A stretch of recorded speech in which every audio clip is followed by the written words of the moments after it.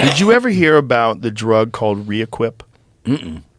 Requip is a drug that was a Parkinson's medication, and this guy won a court case against, I believe it was GlaxoSmithKline, because he took this stuff. He was a normal heterosexual guy, and he took this stuff and became a gay sex and gambling addict.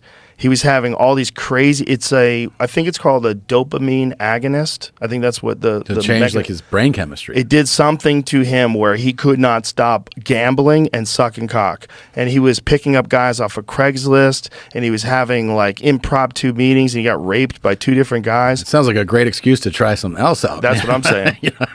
But apparently, this is not unheard of. So much so that he actually won in court. See if you can find the court case. I have the court case. I was trying to find the wording of what he... Yeah, so this guy just couldn't stop gambling. He was off the fucking rails with gambling and just wanted to fuck guys and meet guys in like chance, crazy, dangerous encounters. He was into danger. And it was all because his brain chemistry changed from this drug. Something happened when he got on this Parkinson's drug. A Parkinson's patient? Yes, he was a Parkinson's patient. Holy shit. Yeah, so he's got a little shaky hand. Next thing you know, he's sucking cock and playing bingo. Yeah.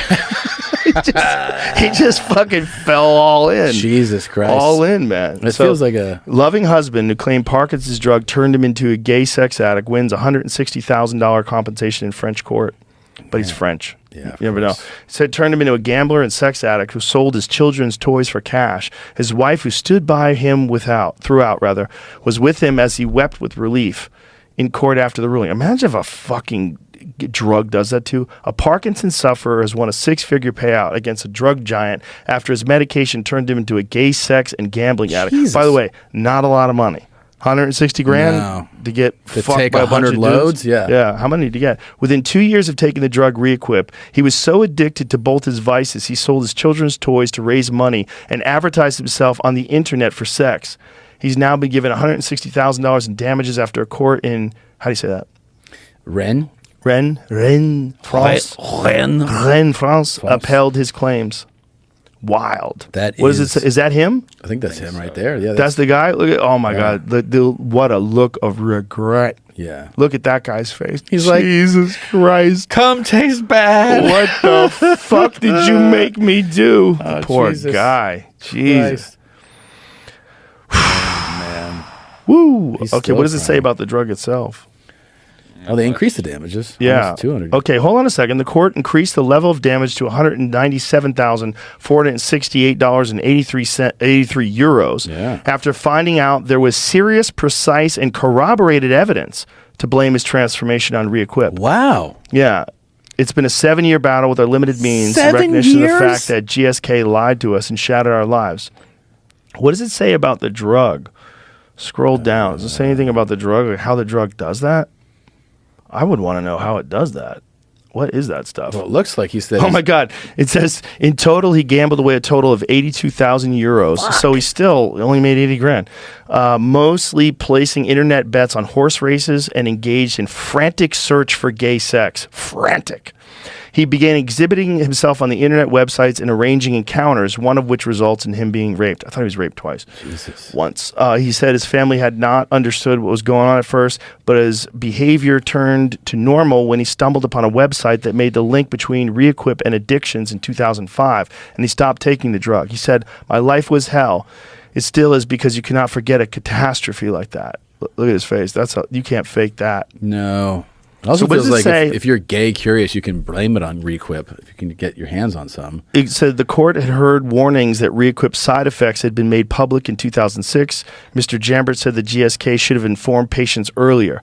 He conceded that Requip was a good medicine and offered undeniable solutions to people with Parkinson's disease.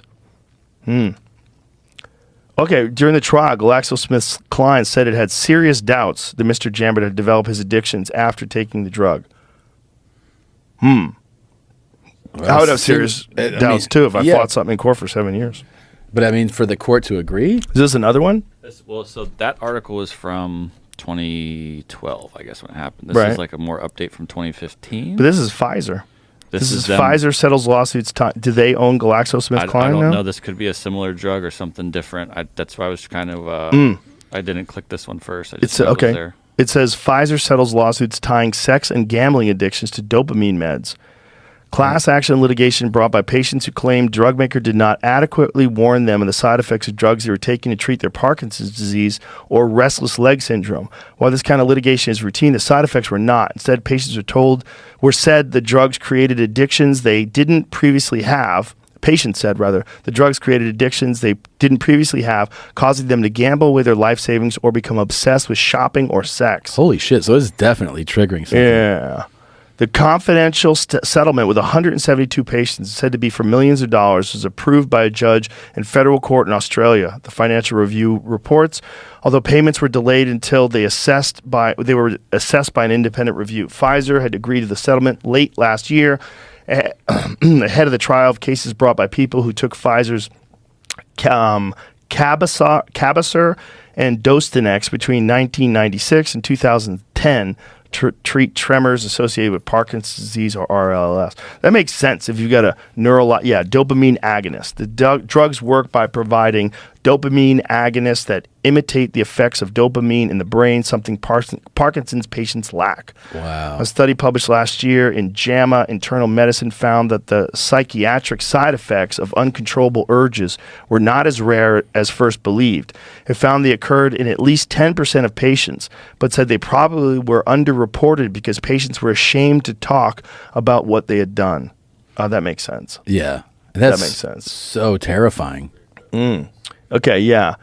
Labels on dopamine agonist class that includes Requip from GlaxoSmithKline, UCB's Nupro, and Mirapex from Boehringer